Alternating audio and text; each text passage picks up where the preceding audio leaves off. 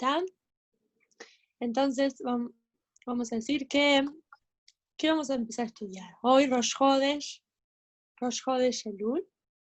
Empezamos esta parte del Tanya.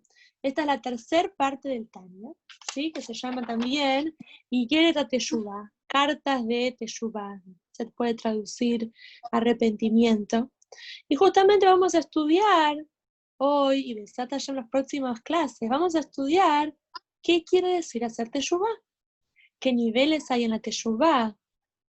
Cuando hablamos de Teshuvah, uno puede pensar muchas cosas. El tema es estudiar qué quiere decir, en qué circunstancias, cómo se hace, ¿sí? Entonces, como dijimos que ahora ya estamos entrando en estos días tan especiales que son los días de Elul. Ya pronto cuando empezamos el viernes con las sekiot, con los sonidos del shofar para despertarnos, para prepararnos en este mes que es el mes de la Teshuvah. Todo el año, todos los días son días de Teshuvah, pero Elul especialmente. Elul hay una fuerza especial, una inspiración especial. Vamos a hablar también en estos días, en estas clases sobre esto. Este mes es el mes llamado en Hasidut, Amelech Basade, que el rey está en el campo. Hashem mismo está más accesible a nosotros. Las ganas de conectarnos con él, tenemos un despertar de arriba que nos ayuda a conectarnos. Y es un mes donde podemos palpar un poco más nuestro trabajo espiritual. Entonces, esta es una costumbre estudiar esta parte del Tanya en este mes especial. Como dijimos, también preparación para Rosh Hashanah y Yom Kippur. Un poco les conté la vez pasada que desde que estudié este libro, Yom Kippur es otra cosa. ¿Sí? No es solo el día del ayuno, sino que entiendo un poquito más. O sea, cuando Besat Hashem estudiando esto, vamos a entender un poquito más qué es esto de que Yom Kippur, el día de la Capará, ¿qué quiere decir? ¿Sí? Capará no es solo cuando se rompe una copa, sino que Capará es algo muy profundo e interesante que vamos a comenzar a estudiar ahora más profundamente, más de adentro. Entonces, ¿qué les parece si empezamos a leer? Antes de empezar a leer, quiero hacer una aclaración, ¿sí? ¿Qué quiere decir cuando vamos a hablar ahora de mitzvot hace y mitzvot lot hace? Mitzvot que son para hacer y mitzvot que hablan de cosas que no se pueden hacer. También se traducen como mitzvot activas y mitzvot pasivas, son cosas que no hay que hacer. Entonces, hay muchas formas de dividir las 613 mitzvot que hay. Una de las formas más conocidas es esta, ¿sí? Mitzvot hace, mitzvot cosas que hay que hacer, y mitzvot lot hace, cosas que no hay que hacer. ¿Quién quiere darme algún ejemplo de mitzvot hace? Mitzvot activa, mitzvot cosas que hay que hacer. ¿Qué ejemplo se les ocurre? Comer kasher. Tzedakah. Muy bien. Tzedakah, comer kasher, muy bien. ¿Alguna otra mitzvah se les ocurre ahora? Shabbat. Muy bien. Shabbat, por ejemplo, tiene una parte que es de darle honor al Shabbat, como por ejemplo hacer kiddush, vestirse con ropas especiales, ¿sí? Prender las velas de Shabbat, que son todas mitzvot activas. Y también tiene una parte que son de las mitzvot lot hacen, cosas que no hay que hacer. Por ejemplo, ¿cuáles son las cosas que no hay que hacer en Shabbat? ¿Sí? La parte de lot hace.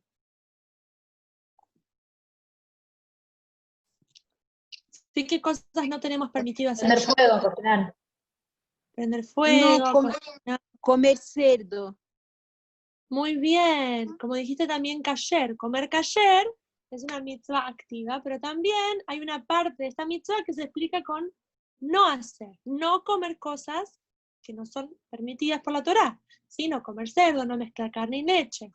Entonces muchas veces, muchas mitzvot tienen una parte activa y una parte de cosas que no hay que hacer. Hay otras mitzvot que son directo mitzvot activas, como tzedakah, dar tzedakah, hacer. ¿Sí? O por ejemplo, no hablar la yonará, ¿sí? Cosas que no hay que hacer. Bueno, ahora vamos a ir usando estos ejemplos para entender un poquito lo que trae acá, ¿sí? Bienvenida, Michu. Ahí estamos. Entonces,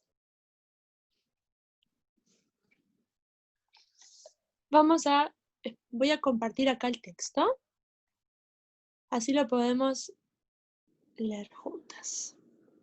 ¿sí? Ahora también estamos en Chabad.org. Pero ahora estamos, ven acá arriba que dice, Biblioteca Tanya y Teshuvá, capítulo 1, ¿sí? Cambiamos el título de la parte del Tanya. Antes de entrar en el texto, me olvidé decir esto lindo, el Rebbe trae una introducción, ¿sí? De que el Alter Rebbe, el autor del Tanya, varias veces mostramos acá la foto, ¿sí? Es, esperen, me despisté. El autor del Tanya escribió este libro, que se llama, que es como la base de todo lo que es Hasidut Chabad, y también escribió el Shulchan Aruch HaRab, donde él trae diferentes reglas halágicas, dictaminaciones halágicas, que son las reglas de la costumbre también de Chabad. Entonces, nuestro Rebbe trae una comparación en esta parte del Tanya, que es la tercera parte del Tanya, con la tercera parte del Shulchan Aruch, que es muy interesante, como el Shulchan Aruch, esta parte habla de las alajot de casamiento.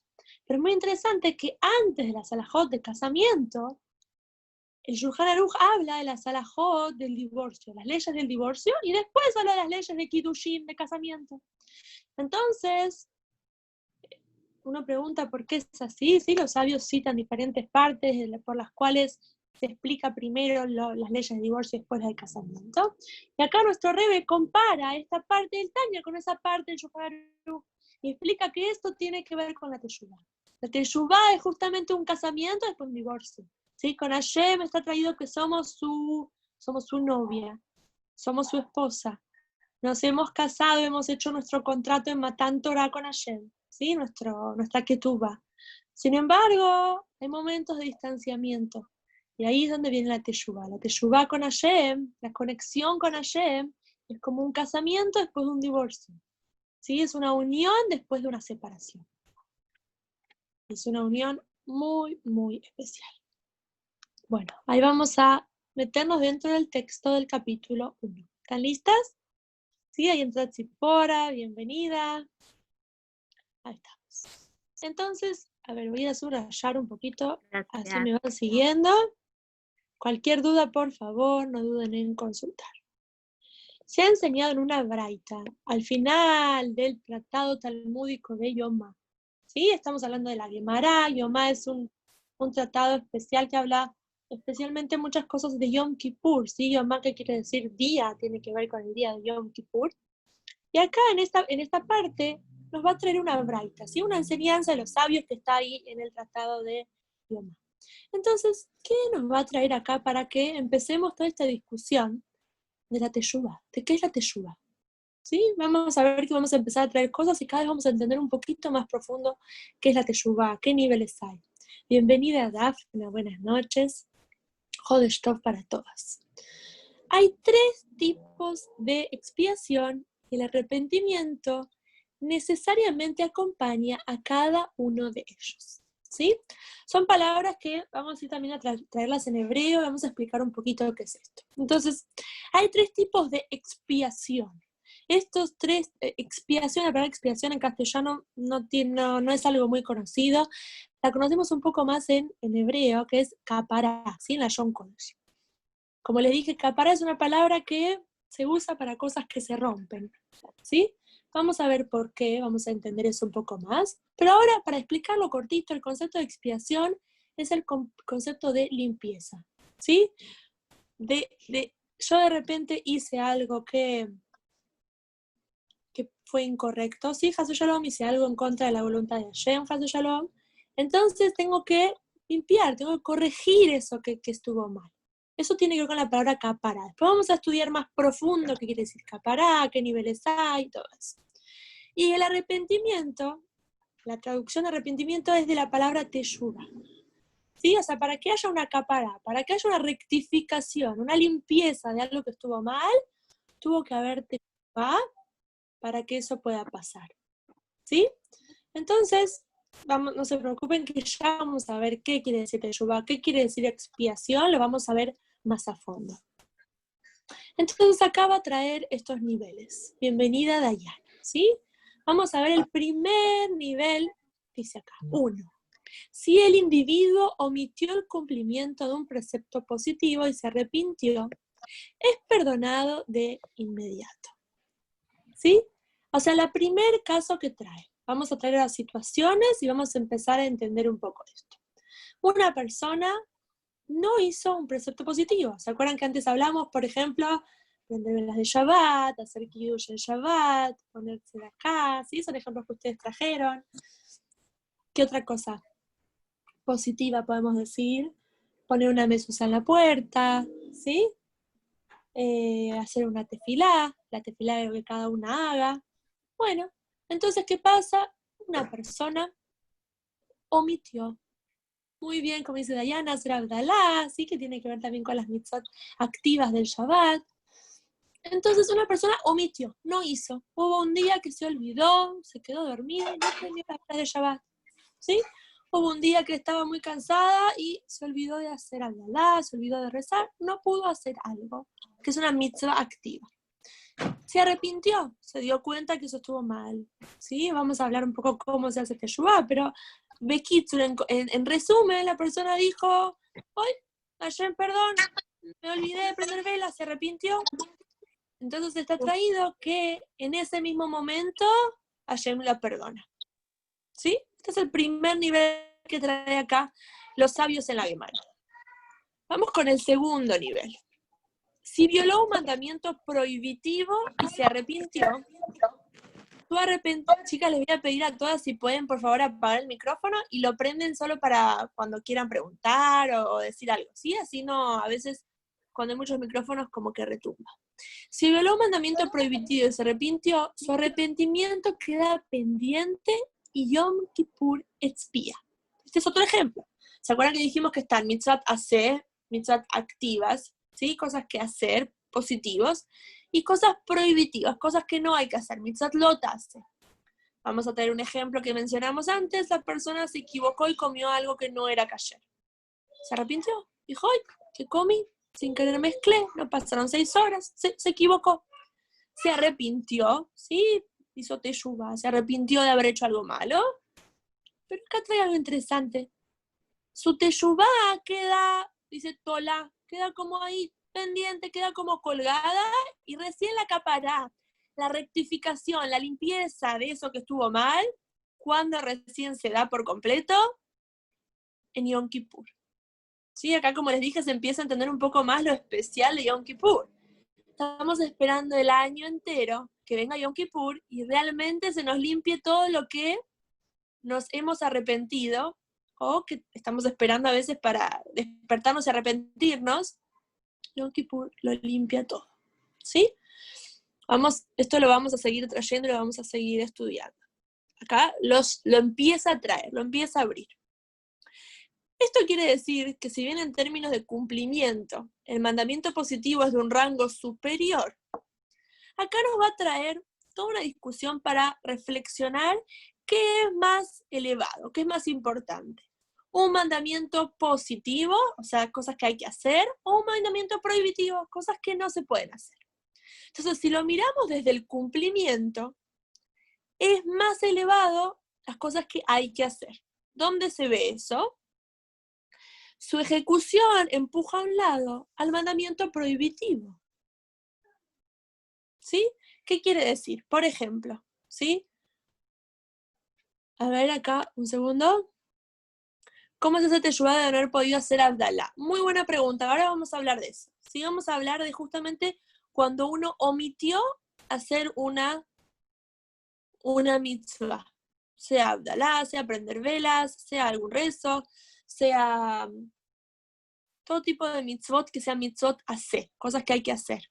¿Sí? Vamos a hablar de eso ahora. Entonces, primero para hablar de cómo se rectifica, vamos a entender un poquito qué es más elevado que qué. ¿Sí? Cuando hablamos del cumplimiento de las mitzvot, vemos que es más elevado una acción positiva. ¿Sí? Vamos a dar un ejemplo. ¿Qué pasa si cae un Brit Milá en Shabbat? ¿Alguien fue alguna vez a un Brit Milá en Shabbat? ¿Se hace o no se hace? Sí, obvio. Se hace. Sí, Muy se bien. hace. O sea, hay una prohibición en Shabbat de cortar, de sacar sangre, ¿sí? No se puede. Sin embargo, un Brit Milá se hace en Shabbat, ¿sí? No hay duda. Es el 8º día, hay que cumplir, es una mitzvah activa que tiene que ser el 8º día, salvo que por temas de salud del bebé no se pueda, sino sí o sí se hace, incluso que sea Shabbat, ¿sí?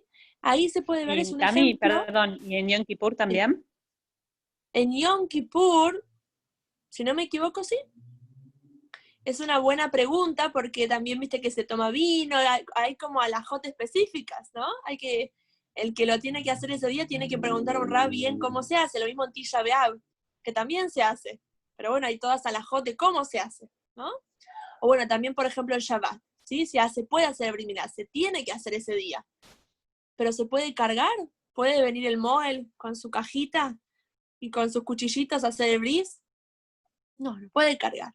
O sea, se puede hacer en Shabbat la mitzvah, pero las demás cosas que uno diría, bueno, vamos a viajar al Brit Milá, vamos a cargar los cuchillitos, no, seguro que no se puede. No se puede violar otras cosas del Shabbat por cumplir esta mitzvah. ¿Sí? Entonces, ese es un ejemplo. O por ejemplo, también podemos ver, cuando estudiamos sobre el Beit HaMikdash, para los korbanot está traído que en Shabbat hacían korbanot. Sacrificaban al animal, prendían fuego, hacían todo lo relativo con las reglas específicas del Beit HaMikdash, cómo se hacía, pero hacían los korbanot en Shabbat. Ahí se puede ver que cuando tenés una mitzvah activa y una mitzvah prohibitiva, ¿sí? Una mitzvah positiva y una mitzvah prohibitiva, la mitzvah de hacer, la positiva, tiene prioridad y empuja de alguna forma a la prohibitiva, ¿sí? Esto también, por ejemplo, a veces trae en el concepto de tzitzit. Vieron que hay una prohibición de vestir shatnez. Está prohibido, eso también es importante, por ejemplo, para nosotras, para sacos.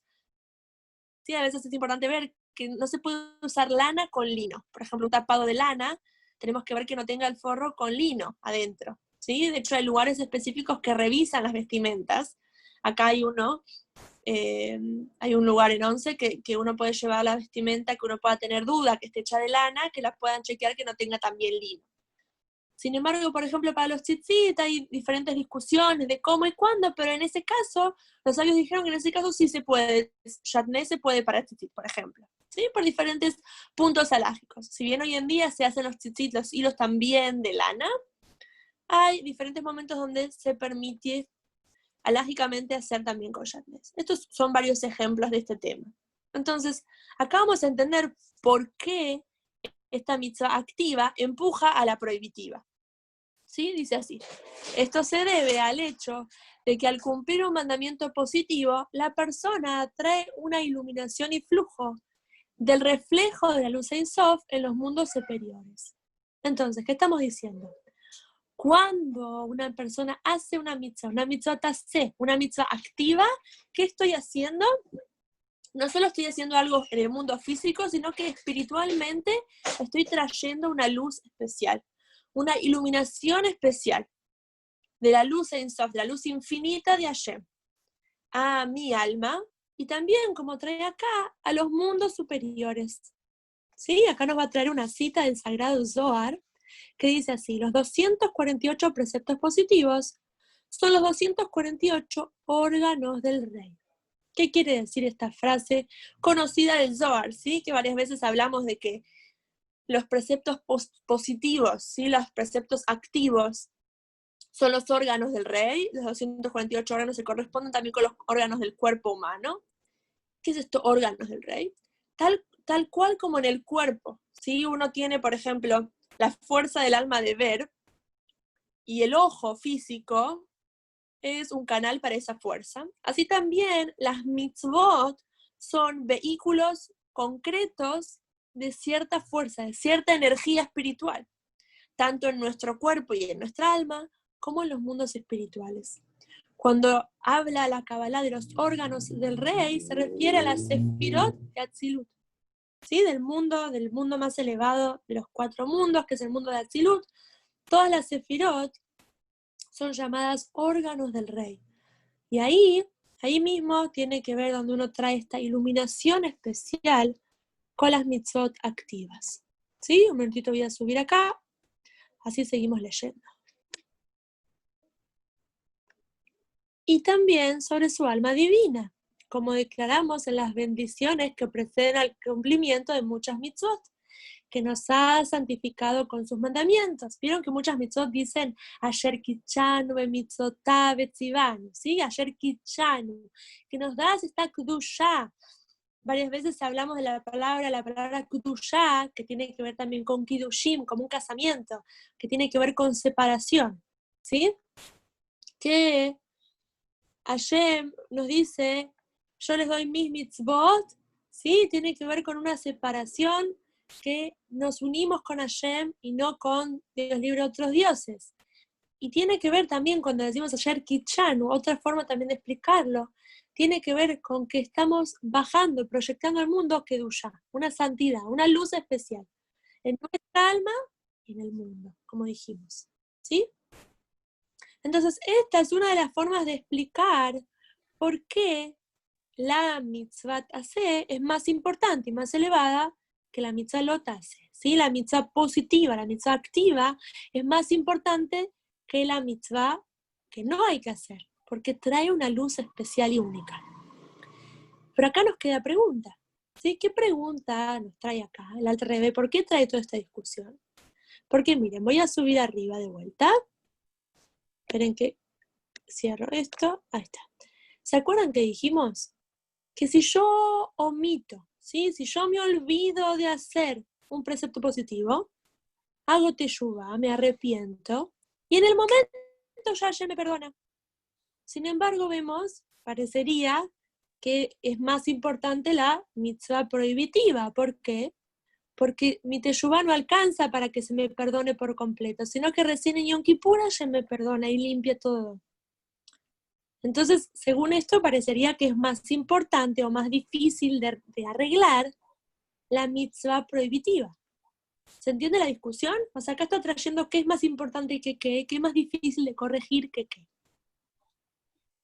¿Por qué? Porque así nos va a ayudar a entender cómo corregimos cada cosa. ¿Sí? Ahí va la pregunta que antes hicimos. Por ejemplo, si omití, si me olvidé, ¿cómo hago teshuvá? ¿Cómo corrijo cosas que me olvidé de hacer o que no pude hacer? Como puede ser Abdalá, prender velas, o ayudar a alguien, darle a alguien que necesitaba. Muchas cosas que uno a veces no pudo hacer. ¿Cómo lo arreglo? ¿Cómo hago teshuvá? Entonces ahí vamos a meternos más adentro. En lo que se refiere al arrepentimiento, ¿sí? Si hablamos de la teshuvá en sí misma, que como les dije vamos a seguir trabajando y entender un poco más los niveles de teshuvá, pero por ahora vamos a decir que teshuvá se refiere a que la persona se arrepintió, ¿sí? Se dio cuenta que algo estuvo mal y quiere corregirlo. Si bien mediante el arrepentimiento, el castigo por rebelarse contra el mandato de Hashem y no cumplir la palabra del rey es conmutado, ¿sí? O sea, ni bien yo hice teshuvá, ni bien yo me di cuenta, ¡ay! Me olvidé, no hice esto, ¿sí? Me equivoqué, hice algo mal. Ni bien yo tengo esa reflexión, ni bien yo me confeso, le pido perdón a Hashem por esto que hice mal, Hashem ya me perdona. Y está traído que no va a haber un castigo, ¿sí? Hashem no le da un castigo a la persona. Pero ¿qué pasa? Acá trae, no obstante, la iluminación falta. Cuando hablábamos de una mitzvah taseh, un precepto positivo, algo que yo tenía para hacer y no hice, yo hice teshuvá, y como dijimos, Hashem me perdona en el momento, yo pido perdón y Hashem me perdona. Pero ¿qué falta? Falta esa luz, ¿sí? Una luz que cierta mitzvah baja, no la hice, y nunca nadie más la va a poder traer esa luz, porque esa luz era para esa mitzvah en ese momento. Esa luz va a faltar siempre, ¿sí?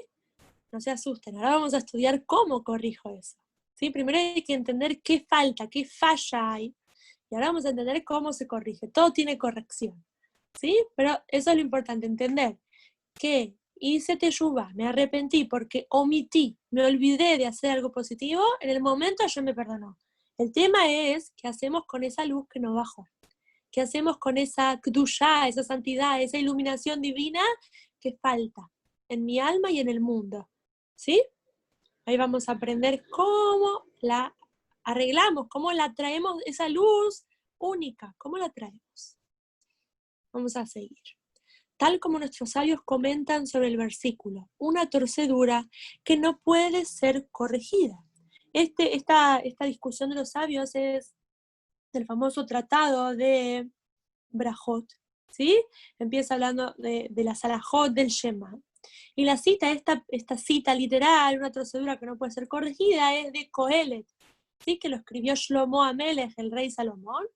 Trajo esta cita y ahí los sabios en la Gemara discuten sobre esta cita. ¿A qué se refiere? Esto se refiere a aquel que descuidó la lectura nocturna o matinal del Shema o la plegaria vespertina o matutina.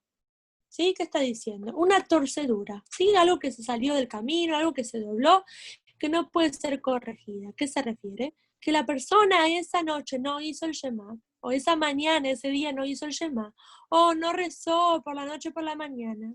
Esa luz específica no bajó al mundo, esa luz falta. ¿Sí? Porque pese a ser cuidadoso de ahora en más, en cuanto a leer el Shema mañana y noche, por el resto de sus días, demostrando de ese modo su remordimiento, su arrepentimiento resulta inefectivo para subsanar aquello que ha omitido una vez. ¿Sí? Entonces vamos a decir, por ejemplo, la persona se quedó dormida, como dijimos, puede ser que no prendió velas, puede ser que no rezó, puede ser que no hizo Abdalá, puede ser que hubo alguna mitzvah que no escuchó el shofar, se quedó dormida y no escuchó el shofar en Rosh Hashanah, hubo algo que la persona omitió, ¿sí? Hizo teshuvá, pidió perdón a Hashem y Hashem lo perdonó, pero esa luz especial, única de esa mitzvah que la persona podía haber bajado en ese momento, esa luz falta. Y por más que la persona realmente se arrepintió y decidió de ahora más me voy a esforzar, todos los días voy a, por ejemplo, como acá trae el ejemplo de decir el Shema, o como dijimos, todos los viernes voy a prender las velas a horario, o todos los Rosh Hashanah voy a esforzarme por escuchar el shofar en tiempo, o sea, en tiempo durante el día, ¿sí? Pero digamos, no perderme esa mitzvah. Sin embargo, la luz de esa vez falta, ¿sí? Y como dijimos que el arrepentimiento, la teshuvá, no alcanza para completar esa luz. No se preocupen que más adelante nos va a dar el secreto, nos va a explicar cómo lo arreglamos, cómo traemos esa luz. La teshuvá simple, la teshuvá básica no alcanza. Pero vamos a ver que hay un nivel de teshuvá más elevado que sí va a poder completar esta luz. ¿Sí? Lo vamos a ver en los capítulos más adelante. Y ahora vamos a hablar del otro tema. ¿Sí? Trajimos el primer nivel, que un poquito ya lo explicamos, es el de cuando la persona omitió. No hizo algo que había que hacer, dijimos que Hashem lo perdonó, pero la luz falta. Y vamos a estudiar próximamente cómo completamos esa luz. Ahora vamos con el segundo nivel. El segundo nivel es cuando una persona viola una prohibición, se equivocó, comió carne y al rato comió queso. Dice, ay, me olvidé, recién comí carne, no me di cuenta, se equivocó. Ahí hizo teshuvá, ¿sí? Pero ¿qué pasa? Hizo teshuvá, ya se arrepintió, ya pidió perdón a Hashem, pero miren lo que dice acá, con ello el mal se adhiere a su alma. Cuando hacemos una mitzvah activa, traemos luz. Traemos una luz especial, mágica y única. Cuando Hase Shalom nos equivocamos y hacemos algo que está prohibido, traemos oscuridad, ¿sí? Tapamos, pero también traemos cosas negativas, ¿sí? Hase Shalom, pero que eso se tapa, eso se adhiere, eso se pega al alma de la persona. Más adelante vamos a hablar que traemos algo que tiene que ver con algo físico y también con algo espiritual. Son una mancha física y una mancha espiritual. Produce también un defecto en su raíz y fuente suprema. ¿Sí? Eso no solo es algo acá abajo que baja una mancha, como una nube que tapa la divinidad, sino que también esta prohibición trae una mancha arriba, ¿sí? Una mancha en el alma. En las vestimentas de las 10 sefirot de Asiyá, como escribe el Zohar, Tikunei Zohar, tú has diseñado vestimentas para ellas, de las cuales emergen en vuelo las almas de los hombres. ¿Sí? Ahora, es muy interesante que justamente también eso tiene que ver con el Mazal de Elul, ¿sí? Que es el Mazal, el signo de Virgo, de la mujer virgen, la mujer que está intacta. Una explicación tiene que ver también con es una comparación con nuestra alma, que nuestra alma en el mes de Elul se revela que si bien se manchó, que si bien se tapó, tanto acá abajo como dice acá en las 10 sefirot de Asía, hay un nivel de nuestra alma interior que nunca puede ser manchado, que nunca puede ser dañado, que siempre se mantiene puro e intacto. Eso es algo que se revela también en estos días, ¿sí? Este nivel tan elevado que podemos conectarnos con nuestra alma, que siempre está una con Hashem y que no hay ninguna mancha que llegue a mancharla. ¿Sí? Esto estamos hablando. Ahora, los niveles más bajos de nuestra alma y el alma que se inviste en el cuerpo, sí se mancha. Sí se mancha. Ahora hay que ver cómo la limpiamos. ¿Sí? Necesitamos un lavarropas espiritual. A mí se me rompió acá en casa el lavarropas. Se ve que Hashem quiere que reflexione de lavarropas físico y de lavarropas espiritual. Ahora Elul, estos días son días de lavarropa, pero lavar nuestras ropas, nuestras vestimentas espirituales. Entonces dice acá, miren cómo dice acá, por eso no hay expiación para su propia alma, ni tampoco en lo alto, hasta Yom Kippur. ¿Sí? Ahora como está escrito, ahora traer una cita. ¿Qué dijimos? La persona se dio cuenta que hizo algo mal, pidió perdón, se arrepintió, pero todavía no se borró esa mancha. Todavía no pudo pasar por el lavarropas completo. ¿Cuándo viene el lavarropas? ¿Cuándo Hashem limpia nuestra alma que queda limpia, pura, perfecta? ¿Cuándo? Yom Kippur. ¿Sí? Ahí vamos a estar esperando Yom Kippur con ganas. Quedamos realmente renovados después de Yom Kippur. ¿Sí? Realmente pasamos por el mejor lavarropas de alma que puede haber. Como está escrito, Él expiará por el lugar santo a causa de las impurezas de los hijos de Israel y a causa de sus pecados. ¿Sí? Esta es una cita de la Torá, donde habla de este día tan especial, que es un día que Hashem nos limpia. Ante Havayá seréis purificados. Ante Havayá es enfatizado. Havayá lo explicamos en Shara, hijo de Emuná. ¿Sí? Havayá es uno de los nombres de Hashem, el nombre de las 4 letras, que tiene que ver con un nivel muy elevado de Hashem, ¿sí? Acá voy a leer una nota que explica así. La purificación concedida por Yom Kippur emana de un nivel que trasciende el divino nombre de Havayá. ¿Vieron que dice ante Havayá? O sea, por encima de este nombre divino incluso. Que explicamos que este nombre divino tiene que ver con la creación constante de Hashem, de la nada, en cada momento del mundo.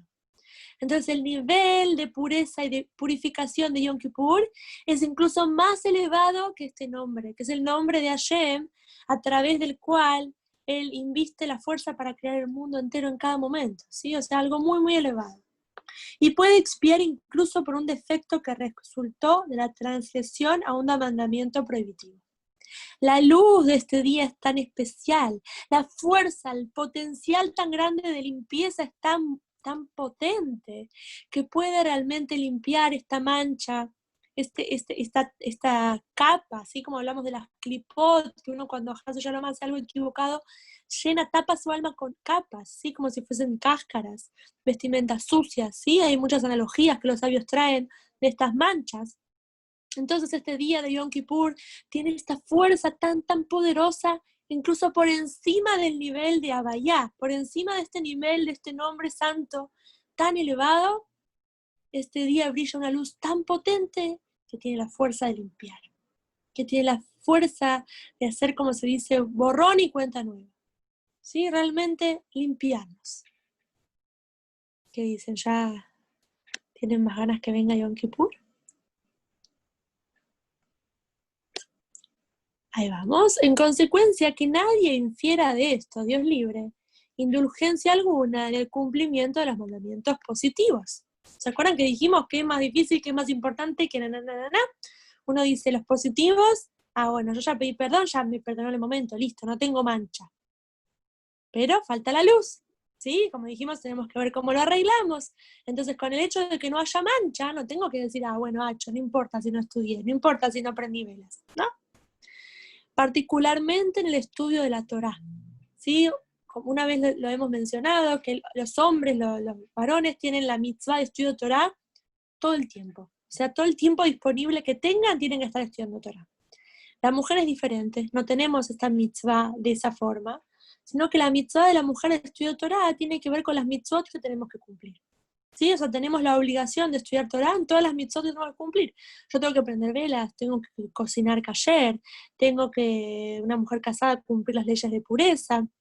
Sí, todas las que son las mitzvot que nos competen, tengo que cumplir Shabbat. Entonces, para poder cumplir estas mitzvot, tengo la mitzvah, tengo este precepto de estudiar todas las leyes relativas. Y ahora que estamos haciendo Hasidut, ¿sí? Como dijimos, ¿se acuerdan que cuando les conté estudiando Yara, hijo de Amuna, es una mitzvah? El Rambam trae que creer en Hashem y conocerlo es una mitzvah. Tener amor y temor a Hashem son mitzvot. Entonces, estudiar Hasidut es también una de nuestras obligaciones. ¿Por qué? Porque nos ayuda a despertar, a conocer este amor, este temor a Hashem. ¿Quién es Hashem? ¿Sí? Como estuvimos estudiando y ahora que estamos estudiando de cómo se hace Teshuvah, que es una mitzvah también, la mitzvah de Teshuvah.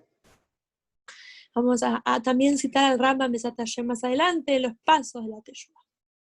Entonces dice acá, por el contrario, nuestros sabios afirman, cuando hablamos de la mitzvah de Talmud Torah, del estudio de Torah, Hashem ha pasado por alto en ciertas instancias, incluso la idolatría, la relación sexual prohibida y el homicidio. Estas tres, ¿sí? Hacer la idolatría, o sea, servir a ídolos o a otros dioses, relaciones prohibidas sexuales y el homicidio, matar a alguien, Dios libre, son tres prohibiciones muy especiales, que son las únicas tres que si Dios libre a alguien le dice que lo hagan o lo mate, la persona tiene que, Dios libre, dar su vida. ¿Sí? O sea, si alguien le dice con una pistola en la cabeza a alguien, ¿sí? Dios libre, que no sepamos, en esta generación, gracias a Dios no tenemos estos desafíos tanto como en otras, pero en otras generaciones ha pasado mucho, ¿no? Que le han puesto la pistola en la cabeza y le dijeron, no sé, viola Shabbat, la persona puede decir, para salvar mi vida, violo Shabbat, ¿sí? Pero frente a estas tres, frente a la idolatría, la relación sexual y el homicidio, la persona tiene la mitzvah de dar su vida, ¿sí? O sea, son mitzvot muy, muy graves, muy, muy importantes. Eso se ve mucho en ese punto. Sin embargo, ¿qué traen acá nuestros sabios? Citan algo muy poderoso. ¿Sí? Esta cita es del Yerushalmi, ¿sí? De la Gemara Yerushalmi. ¿Qué dicen nuestros sabios ahí? Que hubo momentos que Hashem pasó por alto incluso estas mitzvot tan graves, tan graves, pese a estar involucrados a la pena de decisión caret y la pena capital, ahí aclaró esto, pero no excusó la negligencia en el estudio de Torah. En esta cita que nos dice que estas penas que son tan graves, estas tres mitzvot prohibitivas, ¿sí? Cosas que no se pueden hacer, que son tan graves, hubo momentos que Hashem incluso cerró los ojos, ¿no? Y dejó pasar eso, pero con el estudio de Torah, no. El estudio de Torah es algo muy importante para Hashem, que nosotros estudiemos Torah, ¿sí? Incluso hubo momentos, como dijimos acá, que perdonó estas otras averot tan graves, pero el estudio de Torah siempre Hashem está pendiente y quiere que estudiemos Torah. Ahora vamos a hablar un poquito, muy cortito. Más adelante vamos a estudiar qué es esto de Karet, qué es la pena capital. No se asusten, nos va a ayudar a entender un poquito más, ¿sí? Acá lo vamos a traer. Hay partes de la Torah que nos traen, ¿sí? El Rambam muchas veces lo explica, por ejemplo, estudiando Sefer HaMitzvot uno puede ver cuál es la pena de esa mitzvah, ¿sí? ¿Cuál es la pena por violar esa cierta mitzvah? Entonces eso es importante que sepamos que cuando uno lo lee es importante a veces para que nos ayude a despertar, digamos, la reverencia frente a esa mitzvah, ¿sí? No para temer, no para asustarnos, no para espantarnos, sino para también entender la grandeza de cierta mitzvah, ¿sí? Y para entender el cuidado que uno tiene que tener. Vamos a seguir con la braita y vamos de a poquito a trabajar más estos temas. Dice así, dijimos antes 2 niveles, ¿sí? El primer nivel era si omitió una persona un precepto positivo. El segundo nivel es si la persona violó algo prohibido, ¿sí? Ahora vamos a traer el tercer nivel. Si uno comete un pecado castigable con la pena de decisión o ejecución. Como dijimos que hay ciertas partes de la Torá, ciertas mitzvot, que está aclarada que tiene una cierta pena. Y por eso uno puede ver que es una mitzvah grave, ¿sí? Si bien nuestros sabios nos enseñan que uno tiene que cumplir todas las mitzvot, desde la que es más grave hasta la más pequeña, eso de hecho ahora pasó, ahora la parasha que estudiamos ahora hace poquito, que una de las explicaciones de esta parasha, el comienzo, habla de que es talón, la forma de traducir, que esas mitzvot Rashi trae, que las personas pisan con el talón, o sea, mitzvot que se dejan pasar como algo, bueno, todos lo hacen, sí, algo fácil, algo no tan importante. Incluso esas mitzvot hay que ser muy cuidadosos. O sea, cuando uno va a cumplir una mitzvah, tiene que esforzarse lo máximo que pueden todas. Pero, por algo, Hashem puso en la Torá ciertos castigos para ayudarnos a entender la grandeza y la importancia de ciertas mitzvot, ¿sí? Aunque nosotros tenemos que hacer lo mejor que podamos con todas. Pero tenemos que saber qué pasa, ¿sí? Hay algo que pasa espiritualmente con estas mitzvot. Estas mitzvot que tienen este tipo de pena, como les digo que el Rambam lo trae, vamos a dar un ejemplo, por ejemplo, comer matzah en Pesaj. Comer matzah en Pesaj es una mitzvah activa. Comer hametz en Pesaj, ¿sí? Que es algo que sabemos que se hace todo un wow, comer hametz en Pesaj, que una amiguita, que una cosita, nos volvemos todos un poco locos. Una de las razones que se explican por qué tanta importancia, se aprende de esto, que la pena es una pena de caret, una pena importante, ¿sí? ¿Qué quiere decir caret? Más adelante lo vamos a ver más a fondo, pero tiene que ver con una desconexión del alma muy profunda. Hay una famosa analogía que trae que nuestra alma está conectada con Hashem, es una analogía, un mashal, con una soga. Esta soga tiene 613 hilos de las 613 mitzvot. Yo hago una mitzvah, fortalezco una soga. Dios libre a alguien, hace algo incorrecto, corta una soga. ¿Sí? Tiene que ver con esta conexión. Caret, en esta analogía, es como que viene Hashem y corta toda la soga. Corta la conexión. ¿Sí? O sea, son penas tan graves que traen una desconexión con Hashem muy grande. Igual, el Rebbe trae muchas veces que esta generación es una generación de bebés robados, ¿sí? No sé si escucharon alguna vez esta frase, en la cual el Rebbe explica que en esta generación no se puede decir que alguien hace las cosas a propósito, porque realmente no fuimos educados o no tuvimos, incluso los que fueron educados en una casa con cumplimiento de Torah Mitzvot, no tuvieron la educación realmente como era en otras épocas, una tradición tan firme, sino que esta generación es una generación, como también se dice, una generación huérfana, una generación de bebés que fueron criados en otros lados, en otros países, en otras condiciones.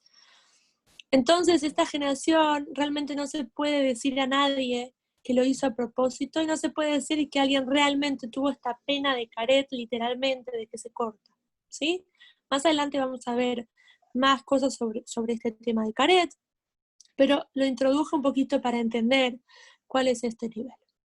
Entonces, dijimos, ¿qué pasa si una persona viola una prohibición de algo que tiene una pena tan importante? ¿Sí? Dijimos que, acá dice, el arrepentimiento y Yom Kippur quedan pendientes. Antes trajimos que cuando la persona hace algo prohibido, se mancha. Y esa mancha, cuando se limpia, Yom Kippur. Cuando hablamos de estas mitzvot que son graves, ¿sí? Mitzvot profundas, la teshuvá y también la capara de Yom Kippur quedan pendientes. No alcanza con eso. En Yom Kippur el lavarropas no llegó a lavar esa ropa sucia de nuestra alma. En Yom Kippur no alcanzó para limpiarlo. Entonces, ¿qué limpia? Los sufrimientos purgan. ¿Qué quiere decir esto? Es decir, completan la expiación. ¿sí? Dijimos la palabra purga, en expiación, la palabra capará, se termina de esa limpieza del alma y del cuerpo, se termina de dar con isurim, con pruebas, con sufrimientos, con desafíos. El verbo memarkim, usado aquí para purgar, ¿sí? Hay una palabra que es capará, otra palabra que es memarkim, que también que tiene que ver con limpiar, con arreglar, con corregir. Purgar denota la etapa final, o sea, el purgado y lavado a fin de pulir el alma. ¿Sí? Dijimos que el alma se mancha, entonces tiene que haber esta etapa, que es la etapa final, para que quede realmente limpia y brillante. Pues capará, expiación, es el término para la etapa precedente de limpieza, el quitado de la impureza del pecado.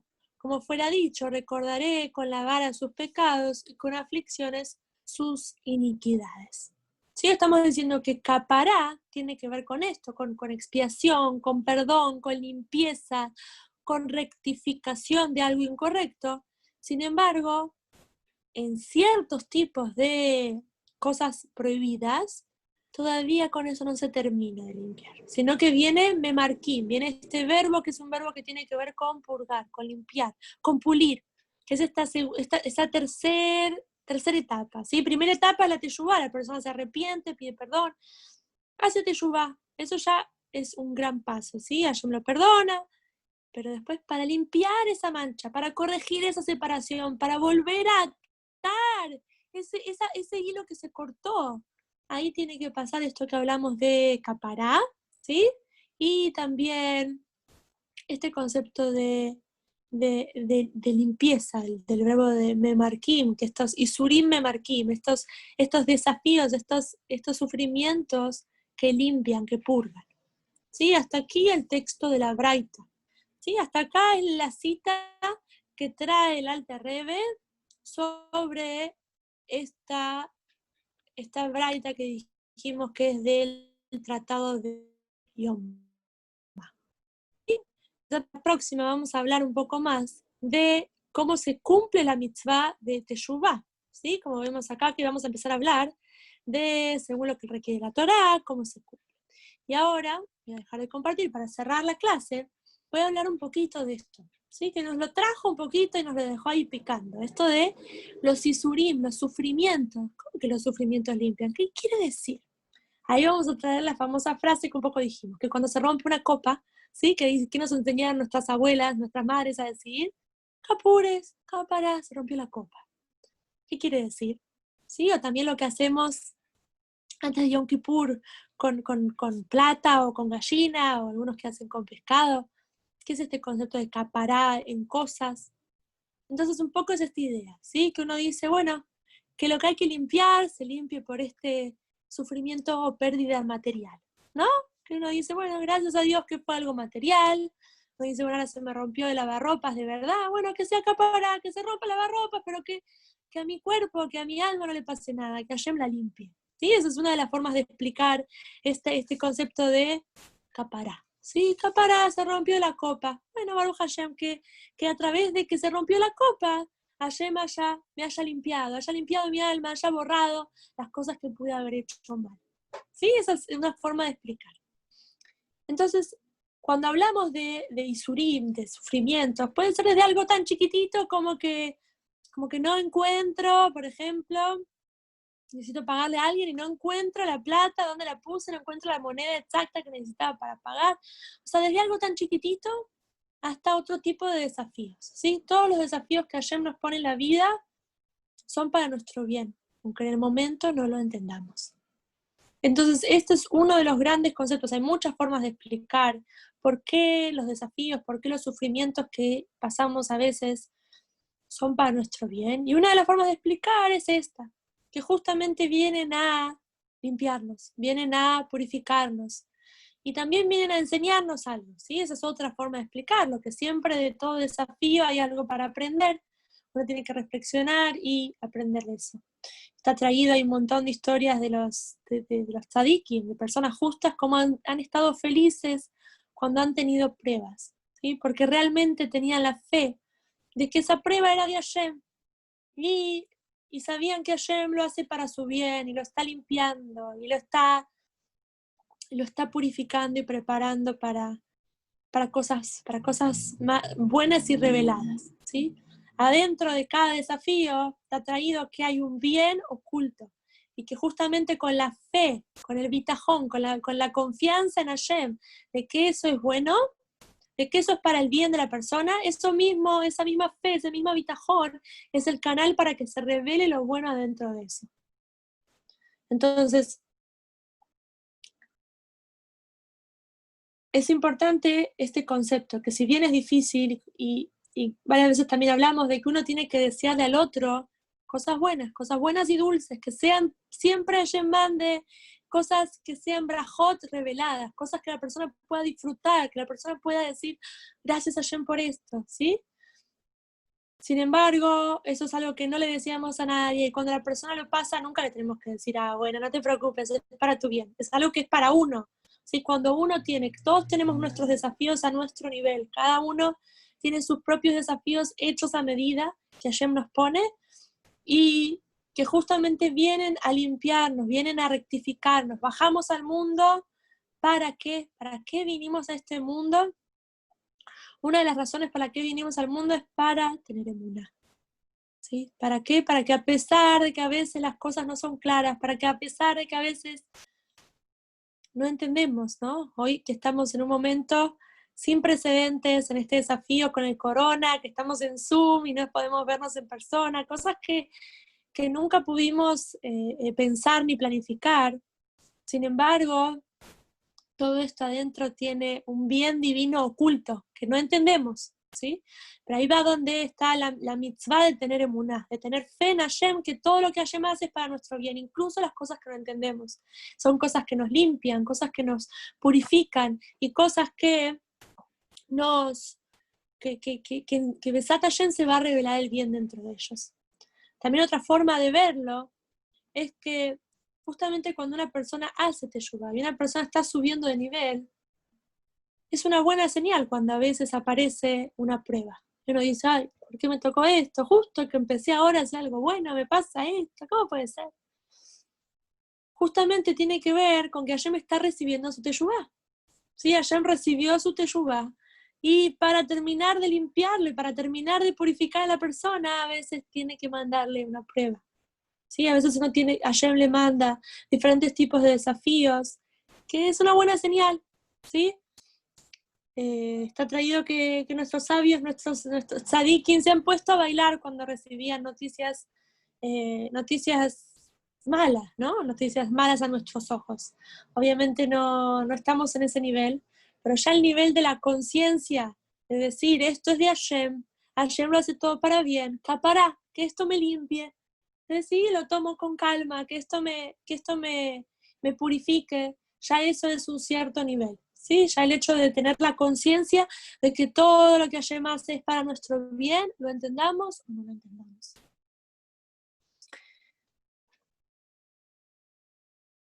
Otro punto que quiero traer es que está traído que todo lo que, si yo realmente creo que haciendo algo puedo arruinar algo, puedo ensuciar algo, puedo hacer algo incorrecto, también tengo que tener fe de que lo puedo corregir. ¿Sí? Eso es lo que Besat Hashem vamos a seguir estudiando. ¿Sí? Vamos a explicar un poco cómo se hace teshuvah, qué niveles hay. Vamos a ver que hay un nivel de teshuvah tatá, inferior, hay un nivel de teshuvah más elevado. Vamos a ver que en Davara o Medifnia teshuvah no hay nada que se pueda parar frente a la teshuvah. Pero para entender también la grandeza de esta frase, vamos a ir estudiando qué pasos hay y qué tipo de purificaciones hay que pasar en el medio, ¿sí? Así que les deseo a todas que Hashem les mande brajot solo dulces y reveladas, cosas que puedan disfrutar y que puedan siempre conectarse con Él con amor, directo, queriendo conectarse con Él, y que no tengan que pasar ningún tipo de isurim, ningún tipo de pruebas, ningún tipo de sufrimientos. Así que, bueno, las saludo, les deseo Hodesh Tov, que empiecen bien este mes tan especial de Lul, que puedan Gracias. aprovechar. Otto. Y nosotros ya nos vemos Amén, el amén. miércoles Gracias, que Tami. viene. Seguimos Gracias, Tami. aprendiendo de la Teshuvá, ¿sí? De esta mitzvah tan grande, tan emblemática, tantos detalles. Así que dijimos el Shiur, el Unishmat, Pega Batitzhak, Amén, amén, amén. y para la Geulá ya de todo Amén, Israel, amén. Besat Hashem, que ya Amén. venga Moshiach, y Amén, como Besat dijimos Hashem. varias veces, ahí vamos a entender, ahí vamos a agradecer a Hashem, vamos a decir, ay, gracias Hashem que me rompiste la ropa, gracias que se rompió la copa, ahí vamos a entender todas esas cosas que hemos pasado difíciles, ¿sí? Como personas y como pueblo, vamos a agradecer. Así que bueno, Dios quiera que ya todo, Dios quiera que ya siempre haya unas razones para agradecer reveladas y que nos dé la Amén. fe suficiente para agradecer y superar los desafíos. Así Amén, que bueno, Tami, les mando un gracias. saludo. Amén, grande. amén. Gracias, Tami. Amén, amén. Amén, Gracias. gracias. para Gracias. todos. Kodesh Tov. Ahí está. Joder, Chao, stop, Tami. gracias. Tami. Joder, stop.